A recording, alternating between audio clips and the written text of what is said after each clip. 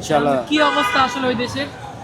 ওই দেশের ভাইয়া ও যারা কাজ জানে এরা সব ভালো আছে, আর যারা কাজটা জানে না, নতুন আত্মীয় স্বজন নাই, যোগাযোগ নেটে হওয়া নেই, এরা কষ্ট করতে আছে, খানা দানার মনে করেন চাকরি নেই, বাড়ির থেকে টাকা নিয়ে চলে। কেমন আছেন ভাইয়া?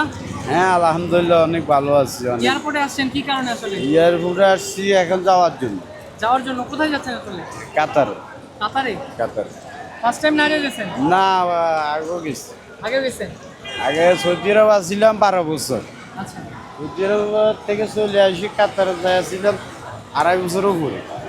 আইসে 2 মাসের ছুটি কাটাই, ছুটি আজকে শেষ। আজকে ফ্লাইট 4টা বাজে ঢুকি যাবো, 7টা বাজে ফ্লাইট ইনশাল্লাহ। কি অবস্থা আসলে ওই দেশের?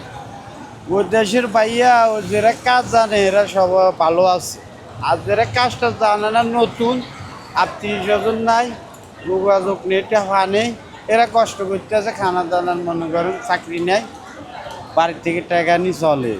এখন সব দেশে মানে কাজ জানা না থাকি, মনে করেন আমার দাম নেই, এটা কথা। কি কাজ কি কাজ আসলে হয় ওদিকে আসলে? এই কাজ কাজ আমি তো ড্রাইভারই করি, আমি ওখানে গাড়ি চালাই, আমাদের কোনো সমস্যা নেই, আমরা আলহামদুলিল্লাহ অনেক ভালো আছি। মানে কয়েকটা কাজের কথা বলেন, কোন কি কোন কি কাজের কাজের চাহিদা ভালো, প্রাধান্য বেশি যেমন চাহিদা যেমন ভালো? সব ইলেকট্রিক, কাজের ফাতন না, ইলেকট্রিক, সব- ড্রাইভিং, সব কাজে জানা থাকলে আসছে, বা আপনার আর প্লাম্বার। কষ্ট নেই। কি ভাই কি কাজের প্রাধান্য বেশি? ওইখানে যারা ইলেকট্রিকটাই বেশি, ইলেকট্রিক বা 5 ফিটার ফেলাম্বার বলে আর কি, আমাদের বাংলাদেশে তো 5 ফিটার, এই যে ফেলাম্বারের কাজ বা ড্রাইভিং অথবা ওয়ার্লিং মিস্ত্রি যারা, বা থাই গ্লাসের কাজ করে যারা, থাই মিস্ত্রি, এগুলা মানে টেকনিশিয়াল কাজ যারা জানে, এদের মোটামুটি ভালো কাজ আছে, ভালো বেতনও আছে, ভালো চাহিদা আছে। হ্যাঁ আর যারা যেমন আমাদের দেশে অনেকে ছেলে বাড়িতে বেকার ঘুরে, পাবে 4-5 লাখ খরচ করে ফাটাই দেয়, কোনো কাজে জানে না, দেশেও কাজ জানে না, সে বিদেশে কী করবে, আপনিও কি যাচ্ছেন? সেও কাজ জানে না।